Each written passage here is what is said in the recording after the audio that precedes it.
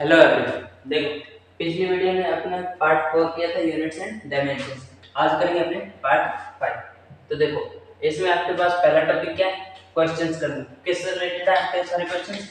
Dimensions. ठीक है। Next आपके लिए टॉपिक क्या आएगा? एरर।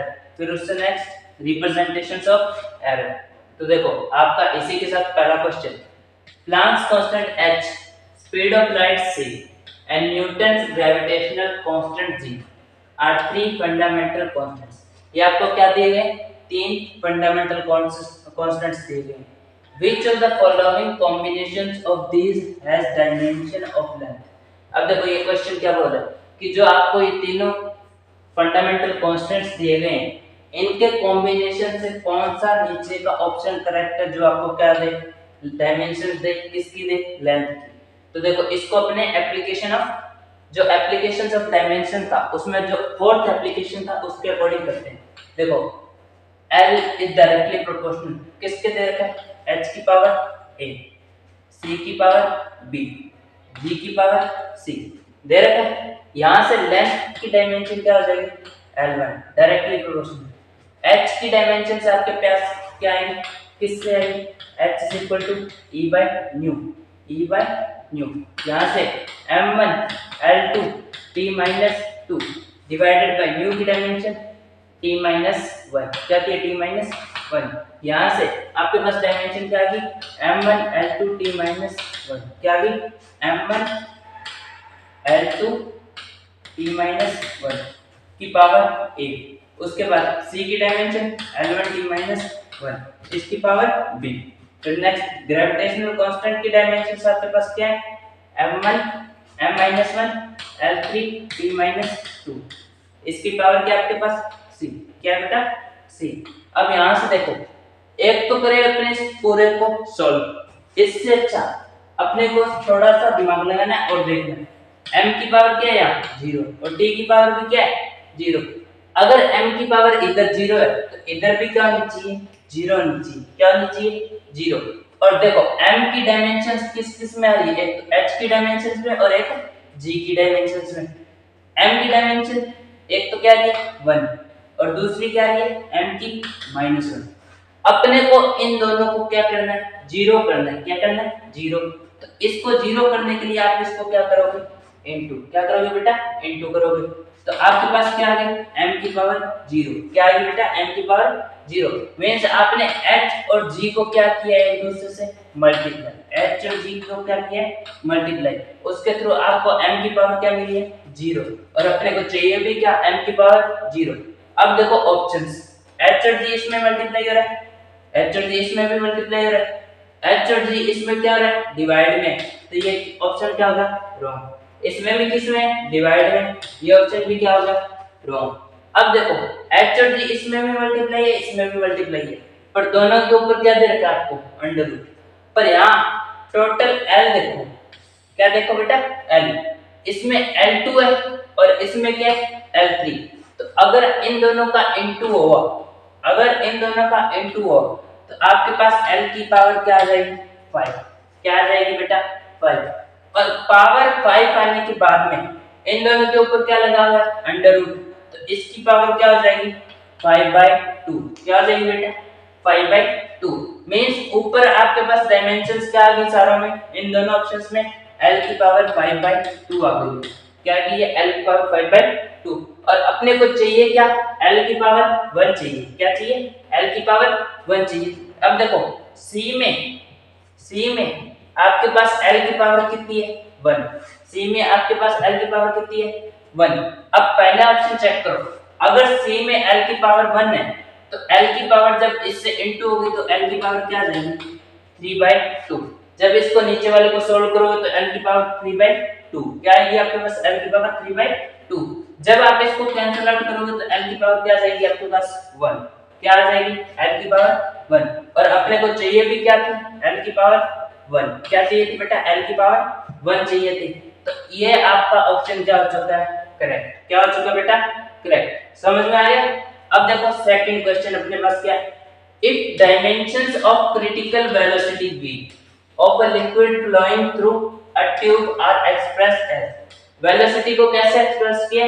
ऐसे where neta and rho are the coefficient of viscosity of liquid, density of liquid and radius of tube respectively, then values of x, y and z are।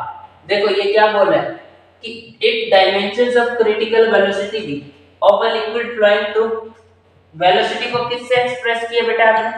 Velocity को इस question में किससे express किया? नीटा की power x, नीटा की power x और रो की power y, रो की पावर y और r की पावर क्या है? z। क्या बेटा? z। अब देखो इसमें नीटा तो क्या है आपके पास? कोएफिशिएंट ऑफ विस्कोसिटी और रो क्या है? डेंसिटी ऑफ लिक्विड और r क्या देता है? रेडियस। तो आपके लिए v की डायमेंशन क्या हो जाएगी? L1t-1, L1t-1 हो जाएगी और कोएफिशिएंट ऑफ विस्कोसिटी मींस नीटा की अगर आपको डायमेंशन निकालनी है तो किससे निकालोगे? पहली वाली क्लास में भी बताया था कि 6 पाई नीटा rv, 6 पाई नीटा rv। यहाँ नीटा क्या है? कोएफिशिएंट ऑफ विस्कोसिटी, f क्या है? cos 6 पाई क्या है? कांस्टेंट, r आपके पास क्या है? रेडियस और v क्या आपके पास? वॉल्यूम। यहाँ से नीटा की वैल्यू क्या आ जाएगी बेटा? f/rv, f/rv क्या आ गई बेटा? f/rv। तो यहाँ f की डायमेंशन क्या आती है? m1 L1t-2 divided by r क्या है? रेडियस, रेडियस की डायमेंशन L1, v क्या है? वॉल्यूम, वॉल्यूम की डायमेंशन L3। जब आप इसको सॉल्व करोगे तो आपके पास डायमेंशन क्या आएगी? m1 ये L4 हो जाएगा ऊपर जाके माइनस का, तो आपके पास क्या आ गई? L-3 t-2। ये किसकी डायमेंशंस आ गई बेटा? आपके पास नीटा की। किसकी आ गई? नीटा की। इसकी पावर क्या है? m1 L-3 t-2 की पावर x है। अब नेक्स्ट देखो रो क्या होता है? डेंसिटी क्या होती है?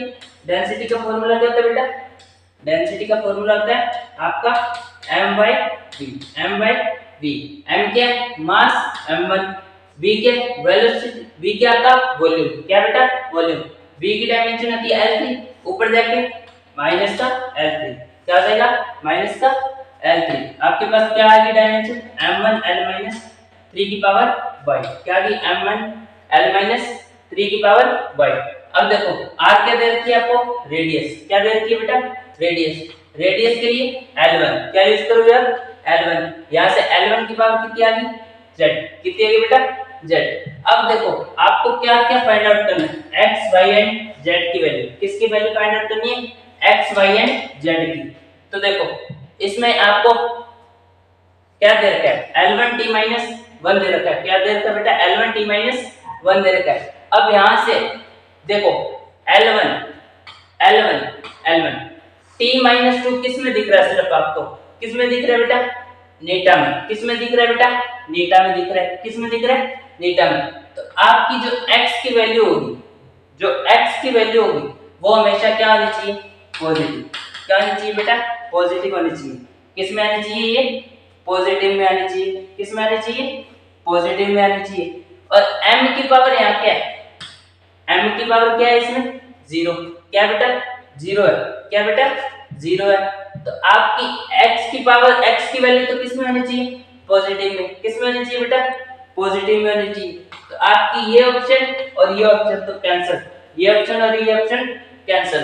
अब x की वैल्यू इसमें पॉजिटिव है, इसमें पॉजिटिव है। ठीक है। अब देखो नेक्स्ट m की पावर यहाँ क्या है? 0। क्या बेटा? 0। और यहाँ m की पावर क्या है? 1 और यहाँ क्या है? m की पावर 1, m की पावर 1 मींस आपकी जो m की पावर क्या चाहिए अपने को? 0 चाहिए। RHS में m की पावर क्या चाहिए अपने को? 0 चाहिए। अगर m की पावर 0 चाहिए तो ये दोनों किस में होने चाहिए? डिवाइड में होने चाहिए। इनकी पावर्स क्या होनी चाहिए? क्या होनी चाहिए बेटा? अलग अलग होनी चाहिए। किस में होनी चाहिए? अगर एक पॉजिटिव में है तो दूसरी किस में होनी चाहिए? नेगेटिव में। क्यों? क्योंकि दोनों के पास क्या है? m1। क्या बेटा? m1। तो मींस आपका नीटा की जो x की वैल्यू आएगी वो क्या आएगी? या तो पॉजिटिव, अपने क्या निकाल सकती है? पॉजिटिव निकाल दे। और दूसरा y की वैल्यू आपके पास क्या आनी चाहिए? नेगेटिव। अगर नेगेटिव आएगी तभी आपकी m की वैल्यू क्या हो जाएगी? 0। क्या हो जाएगी बेटा? 0 होगी। अगर आप ये दोनों डिवाइड करोगे तभी आपके पास m की वैल्यू क्या आएगी बेटा? जीरो आएगी। क्या आएगी? जीरो आएगी। मींस आपके पास y की वैल्यू किस में आनी चाहिए? नेगेटिव में। y की वैल्यू किस में आनी चाहिए? नेगेटिव में। x की वैल्यू दोनों में पॉजिटिव, y की वैल्यू किस में नेगेटिव है? बी ऑप्शन में। तो आपका करेक्ट ऑप्शन कौन सा होगा बेटा? बी। कौन सा हो गया? बी। इफ एनर्जी, इफ, देखो अब आपका नेक्स्ट क्वेश्चन कौन सा बेटा? If energy E, velocity V and time t are chosen as fundamental physical quantities, the dimensions of formula of surface tension will be। देखो आपको ये तीनों को क्या मानना है? फंडामेंटल फिजिकल क्वांटिटीज मानना है, और फॉर्मूला किसके लिए निकालना है आपको? सरफेस टेंशन के लिए। तो सरफेस टेंशन की जो आपके पास डायमेंशंस होती है वो क्या होती है बेटा? F by L से निकालते हैं। F क्या है? फोर्स, उसके लिए dimension m1 l1 t minus 2 divided bye l1। l1 से l1 कैंसिल, आपके पास डायमेंशन क्या है? m1 t minus 2। ये किसकी डायमेंशंस आ गई आपके पास? सरफेस टेंशन की। किसकी आ गई बेटा? अब देखो सरफेस टेंशन डिपेंड किस किस पे कर रहा है? एक तो एनर्जी पे, एनर्जी की पावर a, दूसरा वेलोसिटी की पावर b, तीसरा टाइम पे, टाइम की पावर c। s की डायमेंशन क्या है? m1 t minus 2 आई है, डायरेक्टली प्रोपोर्शनल टू। e की डायमेंशंस क्या होती है? m1 l2 t minus 2 की पावर a। v की डायमेंशंस क्या होती है आपके पास? l1 t minus 1 की पावर b। नेक्स्ट टाइम की डायमेंशन क्या होती है? t1, इसकी पावर c। अब देखो इसमें पहले देखो कि आपके पास क्या चाहिए? m1 चाहिए। क्या चाहिए? m1 चाहिए। तो m1 ना तो इसमें और ना ही इसमें, सिर्फ इसमें है। तो मींस आपके पास a की वैल्यू क्या होनी चाहिए? 1 होनी चाहिए। तभी आपके पास क्या बचेगा? m1 बचेगा। क्या बचेगा बेटा? m1 बचेगा। तो यहाँ से अगर a की वैल्यू 1 हो गई, क्या हो गई? a की वैल्यू 1, तो आपके पास फॉर्मूला में क्या आ गया? e की पावर 1 आ गया। क्या आ गया बेटा? e की पावर 1 आ गया। अब देखो e की पावर अगर 1 आ गया तो इस पूरे का क्या बनेगा? m1 l2 t minus 2 की पावर l1 t minus 1 की पावर b। नेक्स्ट t1 की पावर c, t1 की पावर c। अब देखो दोबारा से इसमें देखो l2 की पावर कितनी है? l की पावर कितनी है? 2, और इसमें l की पावर कितनी है? 1। कितनी है बेटा? 1। पर अपने को l की पावर कितनी चाहिए? 0। कितनी चाहिए? 0। अगर इसमें l की पावर 2 है और इसमें l की पावर 1 है तो अपने को b की वैल्यू क्या चाहिए? b की वैल्यू क्या चाहिए बेटा? -2, ताकि आपकी जो l1 की पावर है, जो आपका l है, उसकी पावर क्या आ सके? l की पावर क्या आ सके बेटा? l की पावर क्या आ सके? l की पावर क्या आ सके? 0 आ सके। क्या आ सके बेटा? l की पावर 0। तो b की वैल्यू आपके पास क्या आनी चाहिए? -2।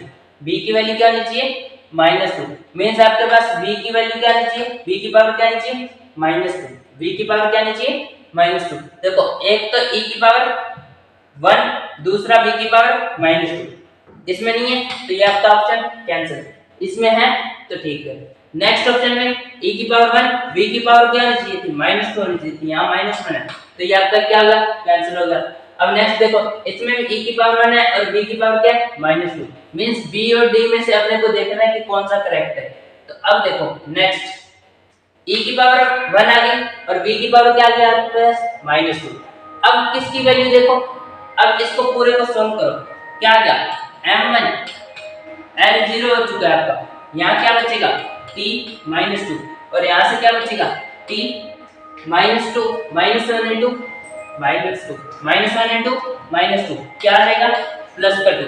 मींस आपका t2 क्या हो गया? दोनों कैंसिल। t2 इसका और इसका क्या हो गया? कैंसिल हो गया।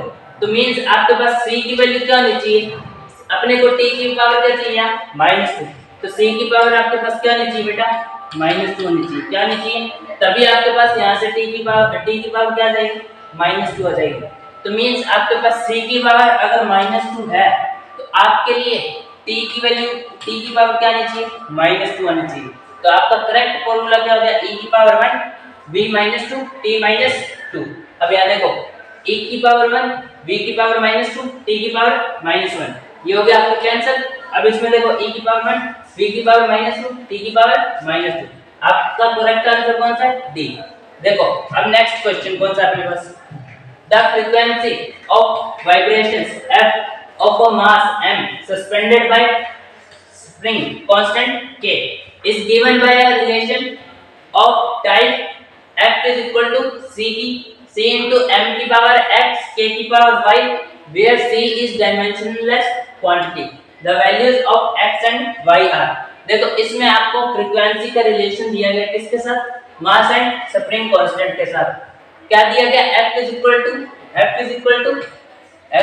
to C into m की पावर x और k की पावर y. यहाँ आपका C क्या है, डायमेंशनलेस क्वांटिटी. अगर ये डायमेंशनलेस क्वांटिटी है तो इसकी वैल्यू क्या आनी चाहिए, 1. क्या आनी चाहिए, 1. तो आपके पास f का रिलेशन क्या आएगा, m की पावर x k की पावर y. m की पावर x k की पावर y. यहाँ से फ्रीक्वेंसी की डायमेंशंस क्या आएगी आपके पास, t की पावर -1. क्या आती है बेटा, t की पावर -1 और m की पावर 1 की पावर x, m की पावर 1 की पावर x. स्प्रिंग कांस्टेंट के लिए डायमेंशंस क्या आती है आपके पास, देखो स्प्रिंग कांस्टेंट्स में फोर्स का फार्मूला था k की power F is equal to k की पावर x. यहाँ से k की वैल्यू निकालते हैं तो क्या आता है, k की वैल्यू निकालते हैं तो क्या आता है, f की power f by x. f क्या है, फोर्स. इसके लिए dimension m1 l1 t - 2 divided bye l1. l1 से l1 कैंसिल हो गया तो आपके पास क्या आ गया, m1 t - 2. m1 t - 2 आ गया, m1 t - 2 आ गया बेटा. क्या आ गया, m1 t - 2 की पावर y आ गया, m1 t - 1 2 की पावर y आ गया. अब देखो इसमें m की पावर क्या आपके पास, 0. क्या है, 0. और इधर m की पावर 1 और इधर भी m की पावर 1. मींस अगर आपको इसको m की पावर 0 में कन्वर्ट करना तो इन दोनों को क्या करना होगा, अपोजिट में रखना होगा. मींस डिवीजन में रखना होगा. किस में रखना होगा, डिवीजन में. तो आपकी जो x की पावर आएगी वो y की क्या होगी, नेगेटिव. या y की जो पावर आएगी, y की जो वैल्यू आएगी वो x की क्या होगी, नेगेटिव. क्या होगी, नेगेटिव. मींस x y क्या होंगे, एक दूसरे के नेगेटिव, अपोजिट. क्या होंगे बेटा, अपोजिट होंगे. ठीक है, ये बात पता लगी, x y क्यों होंगे, अपोजिट होंगे. अब देखो इसमें t की पावर कुछ नहीं है तो मींस आपको t की पावर रखने के लिए t की पावर इसमें क्या है, -1 और इसमें क्या है, -2. -1 रखने के लिए y की वैल्यू आपके पास क्या होनी चाहिए, पॉजिटिव. क्या होनी चाहिए बेटा, पॉजिटिव होनी चाहिए. और अगर y की वैल्यू पॉजिटिव है तो आपके पास x की वैल्यू क्या आनी चाहिए, नेगेटिव. अभी बताया क्यों आनी चाहिए, क्योंकि m की पावर क्या करनी है आपको, 0 करनी है. m की पावर क्या करनी है, 0 करनी है. m की पावर क्या करनी है आपको, 0 करनी है. तो 0 करने के लिए आपको क्या चाहिए कि ये दोनों किस में रहे, अपोजिट में. किस में रहे, अपोजिट में रहे. तो अब देखो y की पावर, एक तो इसमें क्या बोला, y और x दोनों में क्या होना चाहिए, अपोजिट. दोनों की वैल्यू सेम, गलत. दोनों की वैल्यू सेम, गलत. अब देखो इसमें x y अपोजिट और इसमें भी x y अपोजिट. इसमें क्या बोला है कि y की वैल्यू क्या होनी चाहिए, पॉजिटिव. इसमें y की वैल्यू क्या है, नेगेटिव. आपका रॉन्ग. इसमें y की वैल्यू क्या है, पॉजिटिव और x की वैल्यू क्या है, नेगेटिव. तो आपका करेक्ट आंसर क्या आ गया, x की वैल्यू क्या है, -1 और y की वैल्यू क्या है, हाफ. अब देखो बेटा अपना नेक्स्ट क्वेश्चन कौन सा है, इन equations y is equal to x square cos square 2 pi beta into gamma divided by alpha, then units of x alpha beta are क्या दे रखी है आपको, metre second inverse and metre by second respectively. The units of y and gamma are. आपको किसकी units बतानी है बेटा, y और गामा की. किसकी बतानी है, y और गामा की. देखो आपके पास इक्वेशन क्या है, y is equal to x square cos square bracket में 2 pi beta into gamma divided by alpha. ठीक है, ये आपके पास क्या देता है, ये आपके पास दे रखा है इक्वेशन. ठीक है, इस एक्सप्रेशन से ये देखो cos स्क्वायर की वैल्यू आपके पास क्या होगी, cos स्क्वायर एक कैसा फंक्शन है, डायमेंशनलेस. कैसा फंक्शन है बेटा, डायमेंशनलेस. तो मींस आपका y की वैल्यू किसके इक्वल आ जाएगी, x स्क्वायर के. किसकी इक्वल आ गई, x स्क्वायर के. और यहां से x की डायमेंशंस आपको क्या दे रखी है, x की डायमेंशंस क्या दे रखी है आपको, मीटर. क्या दे रखी है, मीटर. तो y की डायमेंशंस क्या आ गई आपके पास, मीटर स्क्वायर. क्या आ गई, y की यूनिट क्या आ गई आपके पास, मीटर स्क्वायर आ गई. देखो 1 मीटर स्क्वायर इसमें मीटर है तो ये आपका कैंसिल. इसमें भी मीटर स्क्वायर है और इसमें क्या है, मीटर. ये भी कैंसिल. अब देखो अब नेक्स्ट अपने को किसकी निकालनी है, गामा की। किसकी निकालनी है, गामा की। अब यहां से देखो आपको बताया गया था कि एक तो ये पूरा होल जो फंक्शन है वो ट्रिग्नोमेट्रिक फंक्शन क्या होता है, डायमेंशनलेस, और एक इसके अंदर जो भी फंक्शन होता है वो भी क्या होता है, डायमेंशनलेस। मींस आपका जो 2 pi beta into gamma divided by alpha, ये भी क्या होगा आपका बेटा, डायमेंशनलेस। इसकी वैल्यू किसके इक्वल आ जाएगी, 1 के। 2 पाई की डायमेंशन 1, 2 पाई की डायमेंशंस नहीं आती तो ये इसकी वैल्यू क्या जाएगी, 1। आपको बीटा की यूनिट क्या दे रखी है बेटा, बीटा की यूनिट क्या दे रखी है, मीटर पर सेकंड। मीटर पर सेकंड, बीटा की यूनिट क्या होगी, मीटर पर सेकंड इनवर्स, मीटर पर सेकंड इनटू गामा की डायमेंशन, गामा की यूनिट आपको निकालनी है, डिवाइडेड बाय नीचे अल्फा की यूनिट क्या दे रखी है आपको, अल्फा की यूनिट क्या दे रखी है, सेकंड इनवर्स। क्या दे रखी है बेटा, सेकंड इनवर्स दे रखी है। अब यहां से ये किसके इक्वल है, 1 के। अब जैसे ही आप इसको सॉल्व करोगे, किसको, इसको, तो ये नीचे जाएगा, ठीक है, ये कहां जाएगा, नीचे।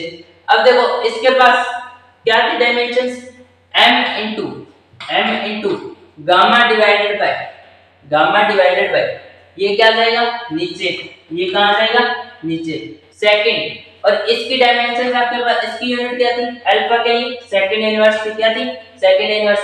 ये इनवर्स को ऊपर लेके जाएंगे तो ये किसमें जाएगा, पॉजिटिव में। किसमें जाएगा बेटा, पॉजिटिव में। इज इक्वल टू 1, सेकंड से सेकंड कैंसिल, तो आपके पास गामा की डायमेंशन, गामा की यूनिट क्या है, 1 बाय मीटर, 1 बाय मीटर। जैसे ही आप इसको सॉल्व करोगे तो क्या आएगी, m की पावर -1। क्या आ गई बेटा, m की पावर -1 आ गई। अब देखो इधर m की पावर -1 किस में आ रही, इसमें क्या मीटर पर सेकंड स्क्वायर, या कर रहा हूं इसमें क्या है, मीटर स्क्वायर एंड m की पावर -1। तो आपका करेक्ट ऑप्शन कौन सा है, सी। कौन सा बेटा, सी।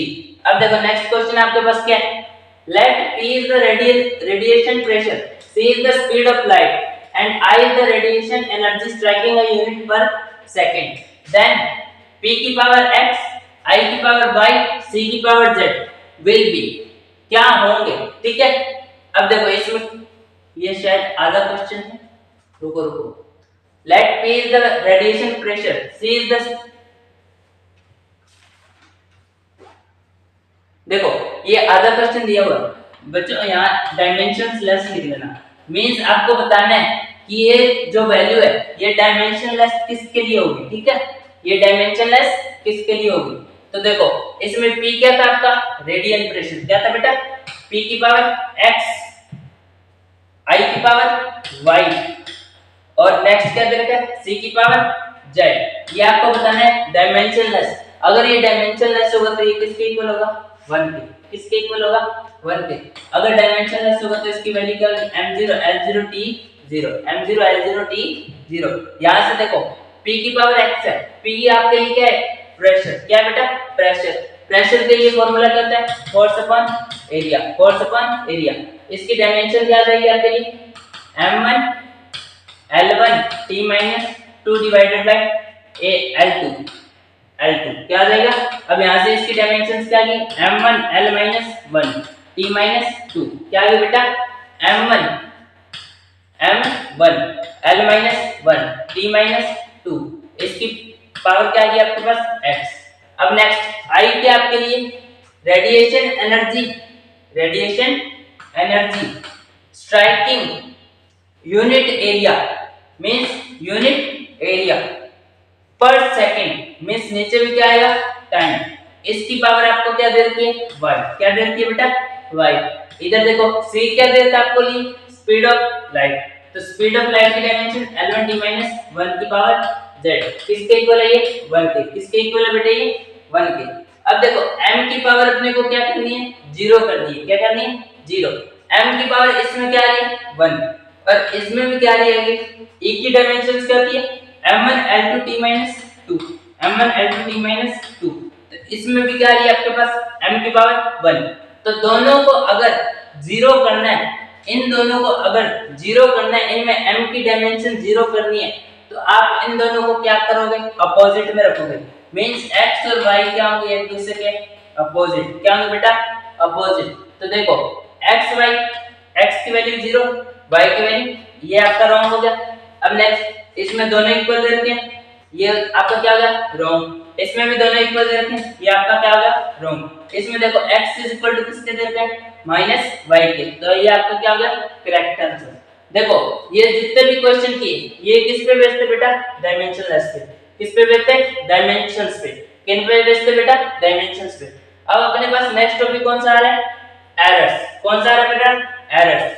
तो एरर्स क्या होती है देखो the difference between the true value and the measured value of a quantity is known as error in the measurement। means आपको अगर क्या दिया जाए, means आपको मैं एक छोटी सी रोड दे दूं, ठीक है, उसकी एक्चुअल लेंथ है आपके पास 5 मीटर, कितनी दे रखी है मैंने 5 मीटर, पर आप उसको मेजर कर रहे हो तो आपकी आ रही है 4 मीटर, क्या है बेटा 4 मीटर आ रही है, पर एक्चुअल लेंथ उसकी क्या थी बेटा 5 मीटर थी, क्या थी 5 मीटर। और इसमें आपकी जो भी रॉन्ग है, जो भी आपकी डिफरेंस आएगा 5 में से 4 करोगे तो क्या डिफरेंस आएगा 1 मीटर, ये जो 1 मीटर डिफरेंस आएगा यही आपकी क्या कहलाती है बेटा एरर, क्या कहलाती है एरर। मींस एक्चुअल वैल्यूज की क्या थी उसमें से अपने ने मेजर क्या की है, उसका जो डिफरेंस आएगा उसी को क्या बोला जाता है एरर, क्या बोला जाता है एरर। अब देखो एरर्स में result from different sources and are usually classified as follows. Errors किसी भी प्रकार से हो सकती है और इनको क्या किया गया क्लासिफाई किया गया। देखो पहला कौन सा आपके लिए सिस्टमैटिक एरर, कौन सा बेटा सिस्टमैटिक एरर, और सेकंड कौन सा रैंडम एरर। सिस्टमैटिक एरर्स में भी 3 एरर्स है, पहला कौन सा इंस्ट्रूमेंटल, जिस मेजरमेंट में किसकी गलती आ जाए इंस्ट्रूमेंट के कारण, किसके कारण एरर आ रहा हो इंस्ट्रूमेंट की खराबी के कारण, वो एरर कौन सी होती है इंस्ट्रूमेंटल एरर, कौन सी होती है बेटा instrumental error. Next observation, means आपने उसका इंस्ट्रूमेंट का यूज तो बढ़िया से किया पर आपने ऑब्जर्वेशन लिखते हुए या ऑब्जर्वेट उसको ऑब्जर्व करते हुए क्या कर दी एरर कर दी, वो एरर कौन सी होती है ऑब्जर्वेशन एरर, कौन सी होती है बेटा ऑब्जर्वेशन एरर। अब नेक्स्ट एनवायरमेंटल एरर, देखो ये कौन सी होती है, मींस अगर किसी प्लेस पे एटमॉस्फेरिक प्रेशर कुछ और लग रहा है, मींस यहाँ कुछ 180 में लग रहा है, कहीं आप बाहर गए तो वहां आपको कितना मिलेगा 280 मिलेगा, उसके कारण जो आपकी मेजरमेंट में एरर आएगी वो कौन सी एरर होती है एनवायरमेंटल एरर, कौन सी होती है बेटा एनवायरमेंटल एरर। अब देखो सेकंड कौन सा आपके पास रैंडम एरर, क्या आती है रैंडम एरर। अब ये रैंडम एरर क्या होती है, जैसे आप कोई मेजरमेंट ले रहे हो, ठीक है, किसी भी चीज का मेजरमेंट ले रहे हो और पीछे से आपको किसी भी पर्सन का अदर पर्सन का क्या लग जाए धक्का लग जाए, तो उस टाइम जो एरर निकलेगी वो कौन सी होगी बेटा रैंडम एरर, कौन सी होगी बेटा रैंडम एरर, कौन सी होगी रैंडम एरर। अब देखो इन्हीं एरर्स को क्या किया गया रिप्रेजेंट करने का तरीका होता है, क्या होता है बेटा रिप्रेजेंट करने का तरीका होता है, कैसे किया जाता है। तो देखो errors can be classified into following veg.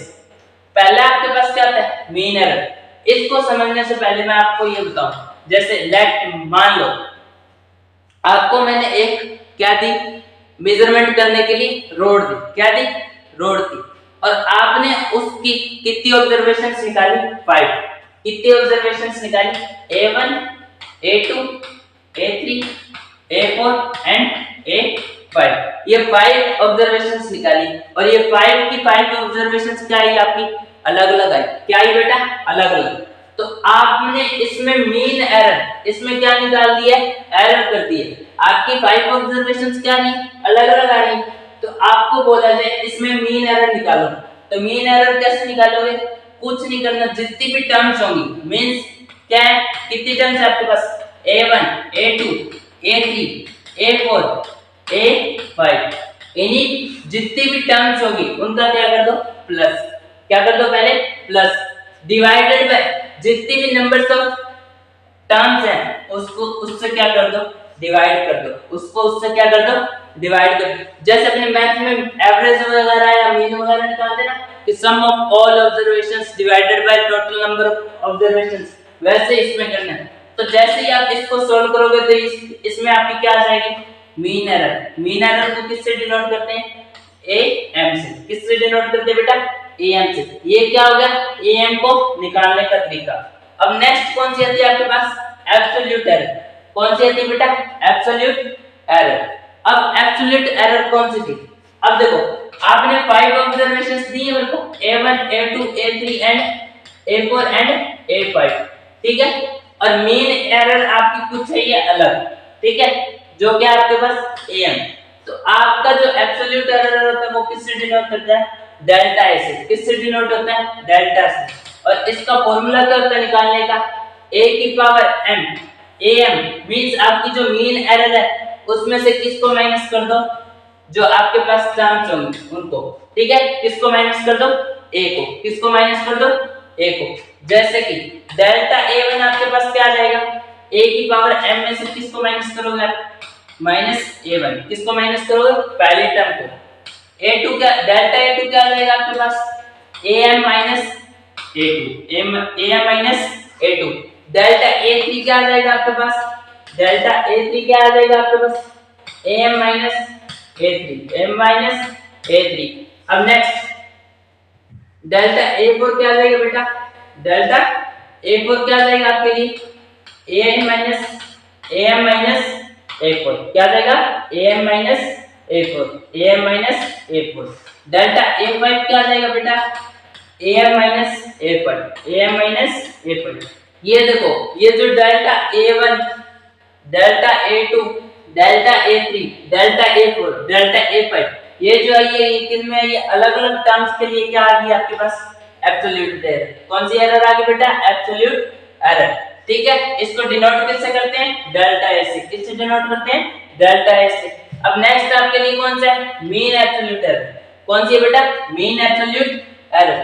कुछ नहीं, जैसे ही आपने इस समय मीन निकाला था वैसे ही ये जो आपके पास एब्सोल्यूट एरर्स है ये टर्म्स की, इनका क्या निकाल दो? मीन निकाल दो। क्या निकाल दो? मीन निकाल दो। डेल्टा am किसके इक्वल होगा? मींस मीन एब्सोल्यूट एरर किसके इक्वल होगा? Delta a1 plus delta a2 plus delta a2 plus delta a3 plus delta a4 plus delta a5। इनका क्या निकाल दो बेटा? मीन निकाल दो। क्या निकाल दो? मीन निकाल दो। यही आपका क्या होगा? Mean absolute error. क्या होगा बेटा? Mean absolute error. और इसको डिनोट किससे करते हैं? डेल्टा am से। किससे डिनोट करते हैं? डेल्टा am से। अब देखो नेक्स्ट कौन सा है? रिलेटिव या फ्रैक्शनल एरर। रिलेटिव या फ्रैक्शनल एरर। अब इसको किससे डिनोट किया जाता है? जो आपके पास क्या है, पहले तो ऊपर क्या रखो, ये क्या आता है? एक रेशियो। क्या आता है बेटा? रेशियो। किन किन का? जो आपके पास मीन एब्सोल्यूट एरर आई है, क्या ये? Delta am। क्या ये बेटा? डेल्टा am डिवाइडेड बाय जो आपके पास मीन एरर आई है, कौन सी आई है? am। कौन सी आई है? am। इन दोनों का रेशियो क्या कहलाता है बेटा? रिलेटिव एरर या फ्रैक्शनल एरर। रिलेटिव एरर या फ्रैक्शनल एरर। इसको किससे डिनोट करते हैं? Delta am by am। Delta am by am। अब नेक्स्ट कौन सी आती है आपके लिए? Percentage error. कौन सी आती है बेटा? Percentage error. कुछ नहीं करना है, ये जो आपके पास रिलेटिव एरर आई है इसको किससे इनटू कर दो? इसको किससे इनटू कर दो आप? 100 से। किससे इनटू कर दो? 100 से। परसेंटेज निकालने के लिए अपने किससे इनटू करते हैं? 100 से। यही आपकी क्या हो जाएगी? यही आपकी क्या हो जाएगी? Percentage error. क्या हो जाएगी बेटा? Percentage error in A. Percentage error in A. समझ में आ गया? ये थे आपके आज के टॉपिक। ये थे आपके आज के टॉपिक। देखो क्या क्या पढ़ा आपने? पहले तो किए क्वेश्चंस। नेक्स्ट क्या किया अपने ने? नेक्स्ट क्या किया? एरर्स के बारे में पढ़ा। किसके बारे में पढ़ा? एरर्स के। एरर्स कितने टाइप्स की होती हैं? Systematic and random. फिर एरर्स का रिप्रेजेंटेशन कैसे किया जाता है? पहला आता है मीन एरर, जिसको किससे डिनोट करते हैं? am से। दूसरा आता है एब्सोल्यूट एरर, जिसको किससे डिनोट करते हैं? डेल्टा am से। किससे डिनोट करते हैं? डेल्टा a से। फिर आपके लिए आता है कौन सा? मीन एब्सोल्यूट एरर, जिसको किससे डिनोट किया जाता है? डेल्टा am से। फिर आपके पास कौन सा आता है? रिलेटिव या फ्रैक्शनल एरर, जिसको किससे डिनोट किया जाता है? जो क्या होता है? रेशियो। किसका? Mean absolute error bye mean error का। किसका? Mean absolute error bye mean error का। फिर नेक्स्ट आता है परसेंटेज एरर। तो इसमें क्या करना है? रिलेटिव एरर को किससे इनटू कर दो? 100 से। तो आपके पास किसकी वैल्यू आ जाएगी बेटा? Percentage error. ये हो गया आपके आज के टॉपिक। नेक्स्ट टॉपिक्स में अपने पढ़ेंगे इनका एडिशन, सब्ट्रैक्शन या मल्टीप्लिकेशन डिवीजन, इनके जो भी एप्लीकेशंस होते हैं एरर्स के, वो सब। ठीक है, थैंक यू फॉर वॉचिंग।